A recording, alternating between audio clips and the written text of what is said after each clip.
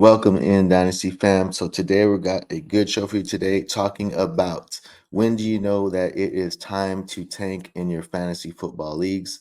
So thank you guys for tuning in. So pretty much guys, it's always a difficult thing of knowing when is it time to start the rebuild or just start taking heading into the next season.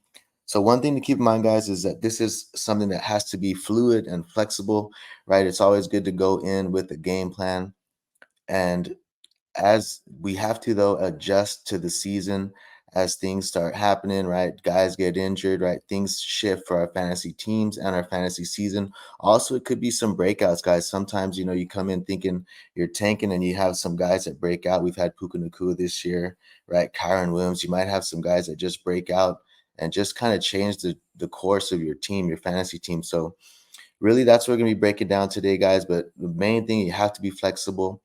Right. And I'm going to show you guys some of my teams. Well, actually, one of my teams. So, one of the teams that I have, guys, this was in a super flex league. This team actually won last year. So, I'm the defending champ. I started out 0-4, guys. So, this just going to the point to stay flexible and fluid. And I pretty much came into the season thinking, hey, I'm going to go for it. And I still kind of have that in mind right now. So, I have Jalen Hurts, JT, right, coming in there. Didn't even start for me my first 4 games, so that was a big blow. Gibson has been straight up doo doo. He's stunk this year for me so far. I pretty much rode this team. This is tight end premium, guys. So if you're confused why Pitts and Goddard are in there, but this is a tight end premium league. Goddard started out slow for me.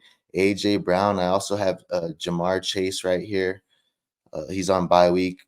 And then as well as I had Deontay go to the IR, and Fields also started out very poorly for me. I got Kincaid and Evans on the taxi. Guys, I also had Tajay Spears on the taxi. I had to bring him out of the taxi, and he did good for me. He spotted me an RB2 week right there in the RB2 position. Jarek McKinnon is pretty much who I rode out into the championship. He was my RB2. I'm always thin at RB, guys. If you could see, I always have somebody that I just kind of try to plug in and ride out, but I'm pretty strong everywhere else. And this team actually won it last year, like I said, but I had a slow start. Started out 0-4. We'll see. The Bryce Young pick, guys, I actually traded up in my draft. I was like the 108 or 109, something like that. And I traded up, right? One of the picks I had, I traded up and I got Bryce Young. I was hoping that Stroud would fall there. Actually, I guess right, it was a 112. I traded up. I ended up packaging up Pickett, the 112, and something else. I was hoping for CJ Stroud to fall to me at 104. But the guy before at 103 took Stroud, which was pretty good. It was an interesting pick. It was a good pick. I ended up with Young. I still like Bryce Young, but he hasn't really been helping me this year for my fantasy team. So that's just a quick little look at my team. I don't think I showed my picks, but I do have a first. Let me show you guys my picks because that'll come up later. I have my first round pick, and then I have 2 seconds and 2 thirds. Oh, I got Kincaid there too, man. He's been pretty good, right? Still good value right there. But still on my taxi hasn't been helping me much. The reason he's on taxi also, guys, is because in this league you can only start four. You can only have 4 active tight ends on the roster, 4 active tight ends, and also QBs. So he counts against me if I take him out. So I'm just letting him sit there. So, guys, pretty much, guys, we're talking about how to know when it's time to tank. But with this team, guys, I came in thinking, hey, I'm going for it all, right? Gonna try to get the repeat. But now I'm pretty much sitting at I was 0-4. I won 2 more. So now I am 2-4. But I'm pretty much this is like the make or break week for me, guys. Right now I'm 2 games out. So if I lose this week and go to 3 games out, I think for sure, guys, if I'm 3 games out of the playoffs with only 7 games left, this team is probably more than likely going into tank mode. So just kind of giving you guys an example with my own fantasy team or dynasty team, right? You start the season with a plan, but if it's not working out, right, it's going to be pretty much time to pivot right now. So what we're going to be talking about, guys, is I'm going to give you guys 5 tips to know when it's time to start the tank in your fantasy season. So here are your 5 tips, guys. And obviously, if there's anything that helps you guys out to know, drop them in the comments. So coming off with number 1, it is going to be the most obvious, and it's going to be your record. But more specifically, guys, how far out of the playoffs are you? like I said, I am 2 games out. I think if you're 2 games out, right, if your team is good and you believe in your team, you're 2 games out, you got some good players, you got some studs, I think you still have a shot. I think 3 games is pushing it real close. It's gonna be tough. Maybe you can go 1 more week, right out this week and see if you can get it within 2 games or something like that, but 3 games is pretty pushing it, guys. But I think 2 games, you still got a shot. So if you're like 2 and 4 like me, 2 games out, I think, and you believe in your team, you got some strong assets, some strong players for you, right? Maybe you can make a push, but this is pretty much the make or break week for my team. And I'm going to tell you guys just some tips on how I'm going to be assessing that. So that's the first one, guys. How far out of the playoffs are you? Looking at those teams that are ahead of you. And at number 2, guys, it's going to be pretty much doing an honest assessment on your team, guys. Really looking at your team. How strong are you, right, at your different positions in your league? If you're super flex leagues, right, how strong are your quarterbacks, stuff like that. And I think the easiest way to do that, guys, the honest way is to look at your points for, right? In this league, my points for is third. I'm eighth. I think I'm eighth right now. So I'm 2 spots out of the 2 games out of the playoffs. But the other thing, guys, if you look at the points for, I am third in points for. So even though I'm down at the bottom, and it's by a large margin, I have like 100 points over like a lot of guys that are ahead of me. So I like my chances, guys. I think so. If you look at your league, right, I guess I can show mine here. Let's see if I can show mine here. But pretty much if you go to your league, guys, there it is right there. Let me pop up right there next to you. But if you go to your league, guys, if you go to the bottom, it's easier to do it on the phone, but look, boom, right here. So if you go to your league, if you check out your standings, right, you have the PF, which means your points for. So we have 916. I don't want to show you all the guys in the league, right? Don't be spamming any of these guys. So we have 850. But if you come down here, this is me right here, Duke Skywalker, 840. So basically third, right? I'd be third in the points for in this league. So I think that that's something that you should keep in mind, right? Take a look at your points for and see, right, how far out of the playoffs or how far away am I from these top end guys? Is my team really one of the top teams or not? And I think that it should be at least in the top 4. If you're not in the top 4 in points for, right, you really got to be looking at your team and see if you got the pieces to go on a run or not, right? How do you stack up against the rest of the league? So top 4, right? I would prefer your top 3, but top 4, I mean, you definitely could make a push right there. I think you have the strong enough team to make it happen because you're pretty much those last 7, 8 games, you got to go pretty much 6-2, right, to make that push. Maybe 5-3, depending on what happens above you or how good or bad those teams do ahead of you. But that's going to be tip 2, guys. Just make an honest assessment on your team, looking at your points for.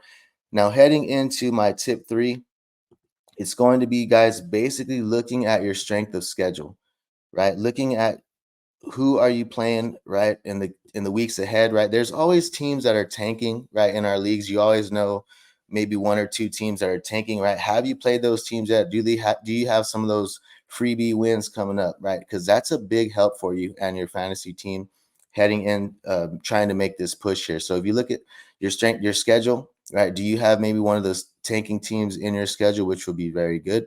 Also, guys, looking at, are you playing some of those top teams? And when I say top teams, I'm not talking about record, right?